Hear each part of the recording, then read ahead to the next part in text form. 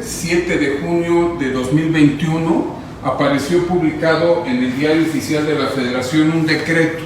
Yo ya lo leí completo. ¿Qué hay de nuevo en este decreto? Ley Orgánica del Poder Judicial de la Federación. No es una nueva ley. Hay una ley que, si has tenido deseos de entrar al Poder Judicial de la Federación, te va a ser de mucha utilidad.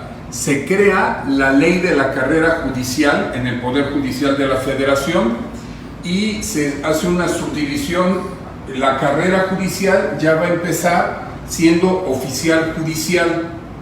Los oficiales judiciales van a necesitar estar titulados. Vienen una serie de concursos y demás, pero son 180 días para que entre en vigor. ¿Qué es lo que más trasciende? La Ley Orgánica del Poder Judicial de la Federación, que entró en vigor hoy. ¿Qué te quiero compartir hoy? Son estas instituciones que vale la pena que tengas en cuenta.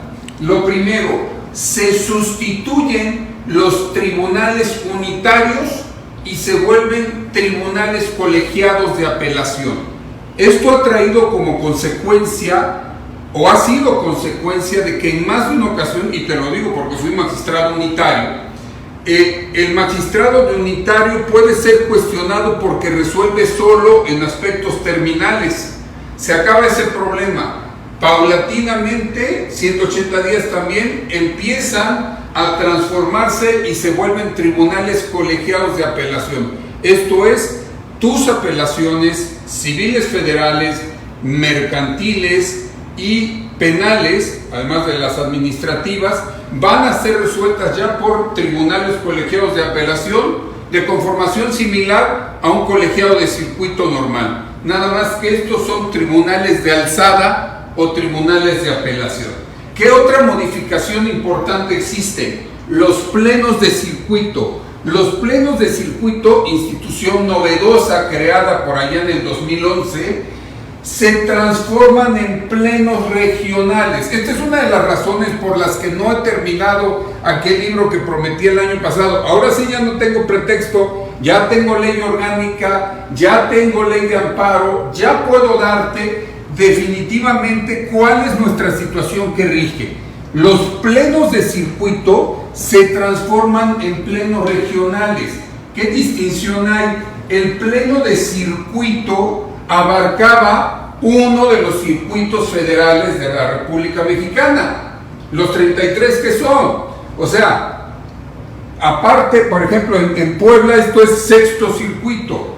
Pues resulta que y se resolvían las controversias dentro de las materias y había plenos dentro del circuito. El pleno de circuito en materia penal, el pleno de circuito en materia civil, el pleno de circuito en materia laboral y el pleno de circuito en materia administrativa.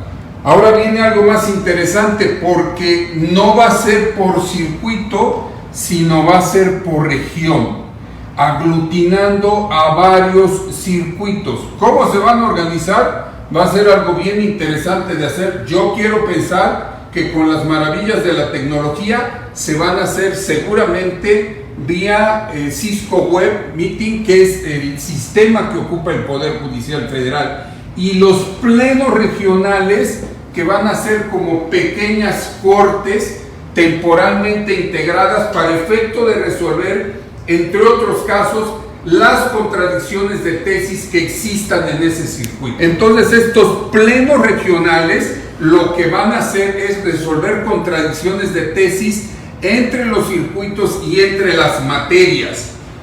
Falta que se implemente a través de acuerdos generales cómo va a funcionar el pleno regional. Esto es bueno desde el punto de vista que van a ser menos las contradicciones de tesis. Se van a tener que recordar que la obligatoriedad actual de la jurisprudencia es la de la Cortes en toda la República, la de los circuitos en cada circuito, la de los tribunales colegiados en el circuito que correspondan. Entonces, después de la Corte de su pleno y de sus salas, viene la obligatoriedad de la jurisprudencia de pleno regional de circuito. ¿Cuántos van a ser? No sé. falta el acuerdo general del Consejo de la Judicatura Federal que lo establezca. Esto tiene que ver con otro tema. Te agradezco las estrellas que nos estás enviando, te agradezco si nos comentas. Tiene que ver, se cambia la técnica, una de las muchas técnicas que tiene el amparo. Hay una técnica genérica del amparo y hay técnicas específicas. Hay una técnica que sirve para la integración de jurisprudencia. La jurisprudencia se cambia y ahora es jurisprudencia por precedente, jurisprudencia por reiteración y jurisprudencia por contradicción. Eso entra en vigor ya. Jurisprudencia por precedente, únicamente la Suprema Corte de Justicia de la Nación, en pleno, con una mayoría calificada de 8, en sala, con una mayoría calificada de 4, genera jurisprudencia obligatoria con un solo precedente. Chécate, y esto incide en declaratorias generales de inconstitucionalidad, denuncias de incumplimiento por la declaratoria general de inconstitucionalidad y demás temas que vamos a estar viendo. Después sigue existiendo la jurisprudencia por reiteración, pero la jurisprudencia por reiteración queda reservada exclusivamente para los tribunales colegiados. Lamentablemente se suprime un requisito que a mí me gustaba mucho, que es el que la jurisprudencia se integra por 5 precedentes creados en el mismo sentido, sin ningún contrario, dictados en distinta sesión. Le quitan eso. Entonces regresamos al esquema anterior. Pero bueno, esta reiteración es 5 sentencias dictadas en un mismo sentido, sin ningún en contrario. Entonces, pues ni modo, los tribunales colegiados podrán emitir su jurisprudencia con 5 veces que resuelvan en el mismo sentido y es obligatoria solo para ese circuito. Pero existe otra jurisprudencia, que es la jurisprudencia por contradicción. La jurisprudencia por contradicción la sigue resolviendo la Suprema Corte de Justicia de la Nación cuando haya contradicción de tesis entre salas, entre plenos regionales y entre tribunales colegiados de distinta región. Entonces la Corte con esto se despresuriza, envía el trabajo a los plenos de circuito. Hay que recordar, algo similar pasó en 1988. En el 88 la Corte resolvía del fondo y las violaciones procesales eran los tribunales colegiados. El legislador dijo, ya están maduros los colegiados, sin duda alguna esto es un gran voto de confianza a todos los señores magistrados de tribunales colegiados de circuito, quienes ya crean jurisprudencia por contradicción desde el 88 y siguientes, y ahora se van a seguir existiendo estas contradicciones de tesis entre tribunales colegiados que pertenezcan a distinta región y además jurisprudencia por contradicción en plenos regionales, tribunales colegiados del mismo circuito, plenos entre sí los va a resolver la Corte, los plenos regionales, contradicciones de tesis entre tribunales colegiados de la misma región. Esto es bien interesante porque aunque ya existen regiones, no sé si vayan a ser las mismas para efectos de contradicción. ¿Qué más tiene esta ley orgánica del Poder Judicial de la Federación? Algo que sinceramente no me gusta, lo dije desde un inicio, lo he dicho expresamente. Uno de los principios y derechos fundamentales que tiene el ser humano es la posibilidad de acudir a un recurso. Cuando tú vas en un amparo directo, inconforme con tu resolución, vas y blindaste la demanda de amparo conforme al 175 fracción cuarta segundo párrafo y planteante inconstitucionalidad de normas o interpretación directa de la Constitución, esto genera que suba a la Corte en amparo directo en revisión.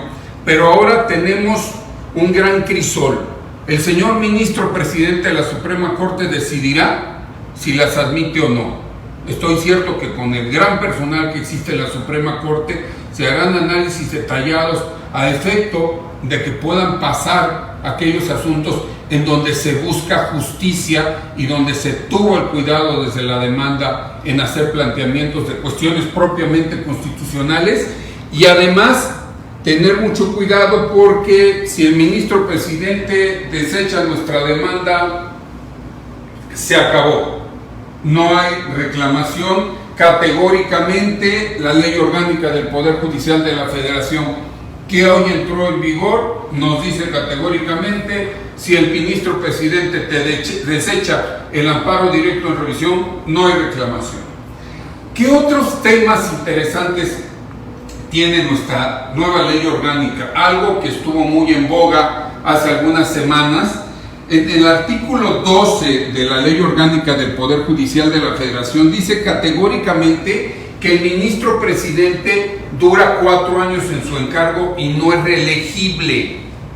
Pero los señores legisladores emitieron un transitorio 13º, y en ese 13º prolongan la duración no solamente del ministro presidente en su función de ministro presidente por 2 años más, sino de los consejeros de la Judicatura Federal. ¿Qué va a pasar? No sé, no ha llegado el supuesto, pero aún así tenemos al Pleno de la Suprema Corte de Justicia de la Nación y la posibilidad de que realice un control difuso de constitucionalidad seguramente en ese sentido. Y la última que hoy vamos a comentar, esta que era una laguna, un tanto disperso el tema. Los secretarios, los jueces, los magistrados y los ministros no pueden dar ninguna otra actividad realizar más que dar clases, desempeñar empleos no pueden, cargos no pueden, ninguno que desempeñe a través de particulares. Ahora nos dice que exclusivamente es la actividad académica en organismos a manera honorífica, ¿no? Esto es sin que te paguen. Pero ¿qué crees? 129 del Poder Judicial de la Federación dice que no solamente son los secretarios, jueces, magistrados y ministros, sino que además se incluye, bajo la óptica de la actual Ley Orgánica del Poder Judicial de la Federación, a los oficiales judiciales, que son los que son abogados, y a los actuarios. Hay que tener mucho cuidado si eres oficial o si eres actuario, porque algunos hacían la interpretación y decían, pues yo no, lo tengo prohibido, y pues cobraban por sus clases o a lo mejor postulaban en otra materia. Actualmente no se debe realizar. Estas son las partes novedosas de esta Ley Orgánica del Poder Judicial de la Federación. Podemos hacer una consulta. Nos conectamos vía Zoom o vía teléfono, pero normalmente es vía Zoom, y vamos a platicar. ¿O quieres venir a Puebla? Pues encantado, eres bienvenido.